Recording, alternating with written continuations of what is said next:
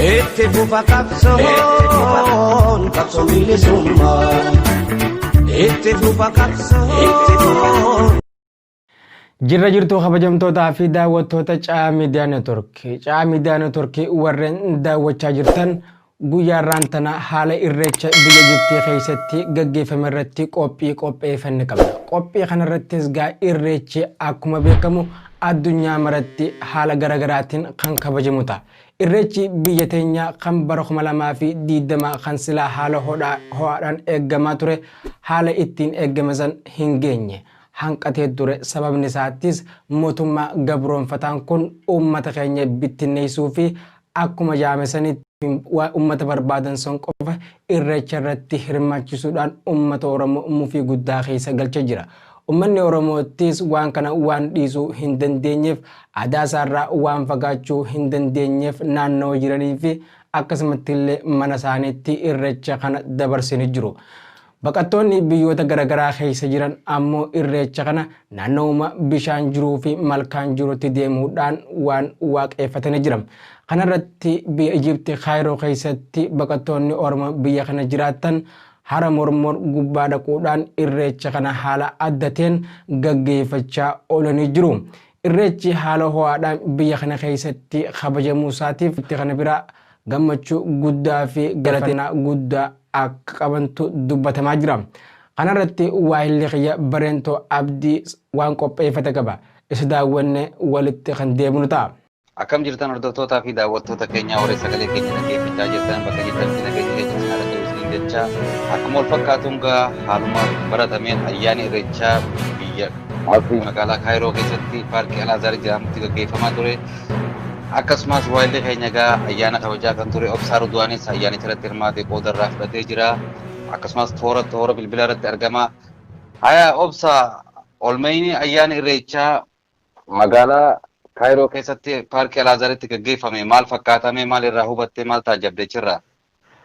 Ayyaanni irreechaa gaa haala bareedaarra jira. Amma yeroo ammaan tanaa kana gaa ayyaanni irreechaa guyyaa irraan tanaa haala duriin baratamneen addatti miira gammachuutiin gaggeeffamaa jira. Biyya Masrii magaalaa Kaayiroo keessatti baqattoonni Oromoodhaa kan as keessa jiraatan kan dhiiraa kan dhalaa xiqqaa guddaan kan amantaan osoo waliin qoodiin kutaadhaan osoo waliin qoodiin tokkummaa isaaniitiin mata duree ayyaanni irreechaa irree keenya ijoodhaan gaggeeffamaa jira. Paarkii Alaazaar yookaan iddoo bashannana Alaazaar jedhamu keessatti gaggeeffamaa jira. Haala addateen miira gammachuutiin gaggeessaa jirra. Akkasumas baay'inni namoota ayyaanicha irratti hirmaatanii akkuma atu jechaa turteen COVID-19 kanaan wal qabatee baay'ina kanaan biyyoota amma dhibeen kun weeraraa jiran keessaas Masriin isii tokko haala kanaan gizee ilaalte ati akka nam tokkootti maal fakkaata ture? Ani gaa haalaan ilaalu ayyaanni baranaa kunni hafamuun hafuu jechaa shakkaa turre garuu Rabbiinis nu mijjeesee haala mijataa ta'ee fi haala gaariidhaan qeeroof qarreen akkuma siin jee dhiiraaf dhalaan xiqqaa guddaan osoo nafiin daa'imman illeen uffata aadaa kutaalee adda addaa uffannee miidhagnee hundi keenyaa argamne jira. Namoota miidiyaa gaggeessan hedduutu as keessatti argama. Artistoonnis ni argama. Manguddoonnis hayyoonnis dabalatee abbootii gadaatii fi namoota baay'eetu argama. Namoonni har'aan tana dhufee haala hin eeggamneen humna olitti dhufanii baay'inaan hunoo aadaadhaan sagalee tokkoon areerochaa hara malkaatti si'aa jirra. Haala addatiin gaggeeffamaa jira ayyaanni irreechaa baranaa. Biyya kana keessatti COVID-19 weerara Afrikaa keessaa jalqabarra jiraatullee hunoogaa irraa hafuu hin dandeenye gaggeeffachaa jirra. Haala bareedaarra jirra. Miirri uummataatu maal fakkaata? Miirri uummataa gaa gammachuun guutame gaa if wallaalee namoonni hedduun gammadee aadaa ofii akkasuma keessattuu gaa namu kutaan hundinuu aadaa garaagaraa qabaa. Haala ittiin dhiichifnu haala ittiin ragadnu waan adda adda ta'e arra wal dabarfachaa gammachuu addaa keessa jiran namoonni hundi isaanii fuula isaanii ilaaltee fuula gammachuu irraa mul'ata. Achitti wal ga'uudhaan jechuudha. Haalli nageenyaatiin biyya tanaa wal qabatee hoo maal fakkaata? Miirri uummata irraa maal fakkaata? Nageenyi naannoo sanitti isinii godhame hoo hangam takka? Maal irraa hubatta achirraa wanni ati taajabde? Nageenya biyya kana keessatti egaa akkuma beekamu qophiilee iddoolee galma adda addaatti rakkisaa ture garuu ayyaanni irreechaa galma miti iddoo guddaa bishaan laga yaa'utti akkasumatti illee iddoo bashannanaa waan ta'echa nageenyaan sodaachaa turre garuu nageenya ammaan tana nuuf eegamaa jiru seekuriitiilee naannoo kana eeganii fi akkasumatti illee namoonni manguddootaa fi koreen gaggeessitoota ayyaanni irreechaa kana qindeessanii community fi akkasumatti illee manguddoonni waan nuuf jiranicha hanga ammaan tana nageenyi gammachuu jaalala namuutu waan dhuunus waan nyaachus wal harkaa fudhachaa suuraa wajji haa haala gammachuudhaa fi nagee gaarii keessa jirra. Akkasuma wal qabatee egaa warreen alagaa yookiin uummanni biyya tanaa yeroo isin uffata aadaa naannoo Oromiyaa 11 uffattanii akkasiin miidhagdanii alaabaa keessan qabattanii sagalee mareeyoo jechaa dhageeffataa gara malkaatti deemtan san maal hubatu isinirraa iddoon itti argamtan san gaa keessattuu iddoo bashannanaa guddoo waan ta'eef mee maal achirraa hubattan akkamitti isin laala uummanni san gizee ilaaltan? Uummanni asii gaa waan ajaa'ibaa harkanii har'aan tana nuti isaan uffata aadaa keenyaa tan duraa uffannummaan nuti garaagaraa kan uffannee namoonni gosa akka uffatanii jiratanis waan jiran jecha uffatuma kanaa ni ajaa'ibsifatan inni lammada afaanuma dubbannuu fi dhichisaa fi sirboota adda addaa wayita sirbinus maali isin warra isaati yaanii yeroo nu gaafatan bal'inaan nuti uummata akkam akka taanee fi aadaa kam akka ta'e barsiisaa jirra. Uummanni kunuu fuula banaa fi gammachuudhaan inni sumatanii nageenyaa fi haala aadaa teenya wal jijjiirachuu barsiifachuu isaanuu walirraa illee barree isaanuu barsiisuu danda'u irratti gaggeeffachaa jirra. Akkasumas dhugaadhaa kanaa wal qabatee egaa haalli isin achi gaggeessaa turtan dhugaadhaan nuti silaayina irra laalaa turree hedduu nama boonsaa hedduu hamilee namatti horaasi dhiichisaa fi akkasumas aadaawwan helleewwan akkasumas shamarran taphatanii fi kun hedduu namatti tolaa waan nama hawwatu si dhugaadha. Gara seensi dabarsaa gaa wal harkaa fuudhinsi baallee abbootii gadaa maal fakkaata ture? Arraan tana gaa akka nuti hin eeggamin ayyaanni kun gaa ayyaana duriiwwanni adda isa taasisu ayyaanni irreechaadha. Dur sirna adda addaatiin gaggeeffama bara kana ammoo sirna wal harkaa fuudhinsaa baalliidha abbootii gadaatiitu nuti qunnamee jira bara 2020 kana. Namoonni kanan dura abbootii gadaa abbaa bokkuu abbaa malkaatii fi akkasumas qaalluun guyyaa arraan tana haala wal harkaa fuudhinsaatti gaggeessaa turan. Nutis namoota kana baruu fi aadaa teenya kana keessattuu wal harkaa fuudhinsa baallee kanarratti barnoota hedduu fudhannee jirra. Akka fakkeenyaatti kanaan dura namoonni abbaa gadaa ta'anii gaggeessaa turan obbo Raajiin arraan tana obbo Xaahiriif abbaa gadaa ta'uudhaan mudama isaanii dabarsaniiti jiran. Gama biraatiin abbaa bokkuu kan ture duraan Rashiid Toofiq Rashiid dabarsee dirribaa dhaabaaf dabarseeti ture abbaa bokkuudhaa ta'uudhaan dirribaan dhaabaa arraan tana mudameeti jira. Inni lammataa immoo abbaa malkaa namoonni duraanii abbaa Oromiyaa kan turan amma immoo Ooliyaa Cimadaatiif dabarsee laateeti jira. Sirna kana nuti wal harkaa fuudhinsaa waa'ee gadaa bal'isnee beekuu baannus arraan tana daran akka bal'ifnee barruus taanee jirra barachuu dandeenyee jirra. Qaalluun sirna Oromoo keessatti abbootii gadaa keessatti hin shumamuu hin shaaramuu yaada jiru arraan tana achirraa dhageenyee barnootaas fudhannee jirra. Qaalluun Oromoon hoogganamanii jechuun arraa achirraa dhageenye namoota arraan tana abbaa qaalluu ta'anii mudaman keessa Abdiisaa Qooqaa jechuudhaan nama nuuf filamee hawaasni Oromoodhaa gammachuudhaan hamileedhaan yaadaa fi akkasumas muuxannoo abbootii gadaa waliif dabarsuudhaan waan nuti hin barre nu barsiisanii waan dhaloonni baruu qabu nu barsiisanii waan dabran jecha isaanis galatoomfachuu barbaannaa nuti illee gammachuu honga hin qabnetu nu dhaga'ama guyyaa irraan tana carraa kan harkannee abbootii gadaa teenya barannee namoota gartee nu hoogganan namoota nu dura deeman baruu keenyaafuu carraa kanaa kan guyyaa irraa kana harkachuu keenya hedduu nu gammachiisa. Dhugaadhaarraa wanni addeessa godhus kana haa ta'uuti egaa akkasumatti gizee isin gara malkaatti deemtonoo malkaattoo wanni isin mudate egaa malkaan kun iddoo dhugaadhaa itti baratamee si miti malkaa kana yeroo achi dheeyxaniitti ficaafannaadhaaf yookiin marga harka qabatanii marga san keessa cuubuudhaaf sochii godhan san taateen achitti uumame wayii jira kan naannoo san ta'e jechuu. Arraan tana taateen taatee hin jirtu wanni jiru maal seetaa wayita dirree keessa deddeemnee areeroo shamarran dargaggootii abbootiin amantaatiif akkasumatti illee namoonni areeroo ichaa deeman sagalee tokko jaanii namoonni nu daawwatan seekuuritiin naannoo sana eeddus nu jala deemuudhaan hanga nuti malkaa san dheenee facaafannaa bishaanii abbaan malkaa isaa erga raawwateen booda namoonni biraatis warreen amantaa gaggeeffatan wayita facaafatan boodaas namoonni nagee eegsisan seekuuritiin naannoo sanii akka namni bishaan keessatti hin kufnee nu ciisuu malee nun dhorkine rakkoon qunname tokkollee hin jirtu haala nuti neene nageenyi nuti neene rakkoon nurra gahaa turte jechaa shakkaa turre osoo nurra hin gahin nagaan jalqabnee nagaan xumurree jirra. Bifa nagayaatiin xumuramee jira jechuudha ayyaanichi gaggeeffame. Haala gaarii ta'een gaggeeffamee tureeyye. Akkasuma yeroo achirraa deebitanis bifa nagayaatiin nama hara nagayaan ayyaana isaa kabajatee miidhaa tokko malee sochii tokko malee gara mana isaa galee jira jechuudha.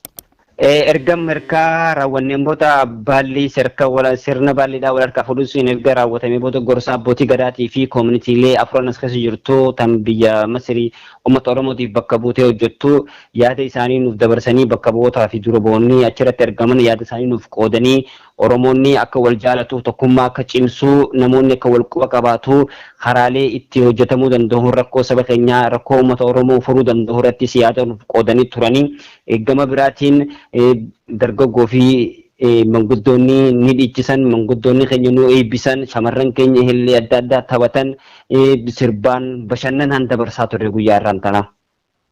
Haala gaariidhaan gaggeeffamee ayyaanichi bifa bareedaadhaan bifa namatti toluun gaggeessitanii akkasumas obsaa keenya dhumarratti mee akkami ayyaanichi biyya ormaa yookiin biyya ambaa kabajamee fi kan biyya keenya kabajamee akka biyya keenyatti baajii yookiin tikeetii namaa muranii gaggeessan san gisee olcinaa qabdee laaltee kan biyya kanaatti mootummaan biyya tanaa yookiin seekuritiin biyya tanaa akkasitti isin eeganii waan san gaggeeffatan olcinaa qabdee gisee laaltu maaltu si dhaga'ama maal irraa hubattameeti?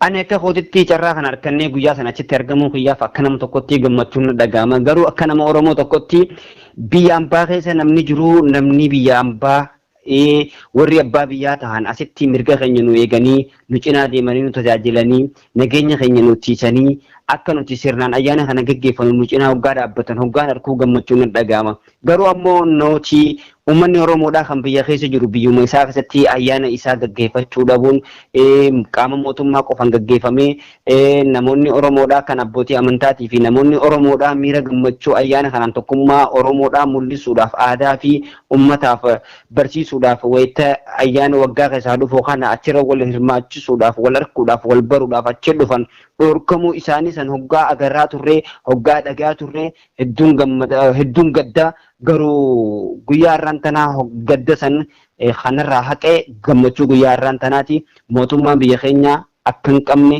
jaalala uummata Oromoo akka gad cunqursaa ture itti jiru waan nama agarsiisu maaliif yoo hojjettaati warri abbaa biyyaa biyya fi keessatti hoggaa miidhame warri abbaa biyyaan dahiin biyya namaa keessatti mirgisaa eegame haala addateen haala gammachuutiin hoggaa nageessaatiin waan kana gaggeeffatee galee hoggaa wal bira qabdu gama takkaan nama gammachisa garuu garmaa biyya keenya yoo deebitee ilaalte immoo nama gaddisiisaa kanumaan irra bochuu danda'e miidhaa fi bu'aa gabrummaa fi bilisummaan qabdu asirratti hin dhaggaame. Dhugaadha garuma ammallee garuma biyya keenyaa si deebisaa. Biyya keenyatti dhugaadha Finfinneettis hanga muraasa yookiin miseensa isaaniitii fi hangoota namoota isaan deeggaranii wanni kun baajiin isaanii kennamtee bifa saniin iddoonni yookiin humna raayyaatti isaa dabalatee poolisii federaalaatiif hukunis warreen nageenya eegan dabalatee namoota baay'ee deebisaa turan warreen isaan hayyamaniif malee. Sanirraa dabaree horar sadeetis akkas ture. Miseensa isaaniitii fi kaadireewwanii fi kaabineewwan aanaarraa dhufaniin bifa ummata fakkeessanii ayyaanicha san gaggeessaa turanii namoonni tokko tokko kan achirraa dubbatan gisee dhageenyu nuu fi humni hidhatee walqixaa jaan. Haala isaa achi keessa jiru mee akkamitti ilaalta gaa ayyaana irreechaatiin waan wal qabatuuf si gaafadhe. Nuti gaa ayyaanni kana mee wal cinaa qabdee gisee madaaltu maal jettee ilaalta? Wallahi sanii fi kana gisee wal cinaa qabee ilaalu hedduu namatti dhaga'ama hedduus nama gaddisiisa maaliif yoo jettee ayyaanni irreechaa baranaa dur Oromoon tokkummaa jaalalaa kabajaa wal dhufee kan wal beeni wal bara kutaalee adda addaa irraa wal dhufee ayyaana irreechaa ayyaana malee kun guyyaa gammachuuti malee guyyaa gaddaati miti mirga ifii falmachuu aadaa ifii hamba barsiifachuu waan ta'e jecha yeroo mirgi isaanii dhiibamee humna waraanaatiin akkasii eeggaman san maaliif humna waraana nageenya isaanii tuneenne ummanni akka ayyaana hin geggeessine ayyaana irraa ummata eegan kunuu gadda tokko garuu akka biyya kanaatti yoo kalaallu taane seekuritii yookaan humni nageenya naannoo kanaa yeroo sanitti nu bira jiru nu eegaa ture akka humni waraanaa humna keenya ol osoo hin tahin namoota lama qofaan nutsiisaa turan maaliif nageenya nutummaan akka walitti hin buune namoonni biyya kana akka dhufanii ayyaana kana nurraa laayinii nurraa ittisaa turan kanaan gisee wal bira qabdu gaa waan hedduu namatti dhaga'amu mootummaan biyya keenya haala kana yoo itti fufe taate ammallee uummanni Oromoodha dhibbaruu qaba yoo irreecha biyya keessaatiif biyya alaa kan gaggeeffamaa jiru kana wal bira qabdu taate irreechi ayyaana waggaa keessaa dhufu kan uummanni itti gammadu waan ta'echa خبرنا خبيجة تجدّفمي أكتر هزيا وخا أكتر جدّات وقتي جدّيزات ورن هورا أرسديس هورا في فنتيس نتيمو الرجل جاران تناجا ترار كني فيدمني جمنس جلسي تم موتوما بيجخينيا سن ربنا الرئيس هخاسو سنة فكاتي خبيجة كانت تسخنو جمتشون تنا فكاتي سينجا ملكي دان تمورا إسنجنا ملكي دان استمورا مي أكاس مجاوب ساخينيا مي xumurarratti ati dhaamsa uummata Oromootiif qabdu yoo jiraate mee dhaamsi qeeroodhaafis qabdu qarreedhaafis qabdu yoo jiraate gamanumaan. Ani karaa dhaamsaatti osoo hin dabarreen duratti ani duraan dursee uummata Oromoodhaa kan biyya kana keessa jiru keessattuu qeeroo fi qarree biyya kana keessa jiraatan hedduu galatoomfachuun barbaada koominitiilee biyya kana keessa jiranii fi akkasumas namoota waldaalee amantaa waaqeffattootaa kan ayyaana kana mijjeessanii akka uummanni musliimaa uummanni kiristaanaa piroostaantiin argamanii uummanni Oromoodhaa Oromummaa isaanii qofa itti calaqqisiisan warreen haala kana mijjeessan isaan hunda galateeffachuun barbaada osoo bira isaan hin galatoomfanne bira dabruus hin barbaanne inni lammadaa dhaamsiin an qabu uummanni Oromoodhaa kan biyya keessaa biyya alaa jiraatan tokkummaan humna keenya waan ta'echa tokkummaa jajjabeessuunis yeroo ayyaanaatis yeroo gaddaatis wal cina dhaabbachuun dirqama waan ta'ee jiru jecha yeroo ayyaanaa tokko uummanni Oromoo kan biyya kana keessa jiranis wal cina dhaabbachuu wal gargaaruu khairii waliif yaaduu akka aadaa ofii saba tokkummaa fi cimsan irratti akka hojjetan qeeroof qarree fi manguddoota biyya kana keessaatiif gaggeessitoota gartee afooshaarraa hanga koominiitiilee hojjetan hunda isaaniitu dhaamsa kanaan qabaa fi carraa kana hantanii dhaamsa kanallee dabarfachuuf hireenaa kan nu keessaniif caayaa miidiyaa neetworkii isin galateeffachuun barbaada. Gamanumaan gaa'oof sa'aatis akkasumatti toora bilbilaatiin irratti argamtee sagaleedhaan yookiin yaada kee achitti waan achitti gammachuu uummataa wajjin miira si dhagahame nu qooduu keetiif gamanumaan gama caayaa miidiyaa neetworkiitiin galatoomi isin jenna nagaan naa turii obsaa kiyya. Isinis galatoomaa nagaan nu tura. Akkuma argaa turtan irreechi kun haala ho'aadhaa fi haala addateen kabajamaa oolee jira. Miirri uummata keenyaattis miira addatee fi miira gammachuu kan isaanitti dhageemu akkasumallee biyya keenya keessatti kabajamuu dhabuu isaatiif hamilee cabaan asirraa kan galan ta'a. Haa ta'u malee guyyaa kana wanni nama gammachiisuu fi wanni addaa kan asitti ta'e abbootiin gadaa baallee wal harkaa fuudhuu isaaniiti. Baallee wal harkaa fuudhanii irreecha dhufuufis akka qophaa'an guyyaa kana irratti dubbatanii jiru. Kanumaan wal qabatee egaa uummanni Oromoodhaa kan biyyoota garaagaraa keessa jiran irreecha haala keessa jiraniin akka dabarfatan gamanumaan dhaamanii jiru. Kabajamtootaa fi daawwattoota keenya warreen nu daawwachaa jirtan qophiin guyyaa irraan tanaa haala irreechaa ilaalchisee isiniif qabanne kana fakkaata waan nu daawwattaniif galatoomaa isiniin jechaadha. Sagantaalee keenya kan caayaa miidiyaa neetworkii irraa isiniif dabru akka hordoftan gamanumaan isin affeerra. Itti fufa qabsoon qabsoo bilisummaa. Itti fufa qabsoon qabsoo bilisummaa.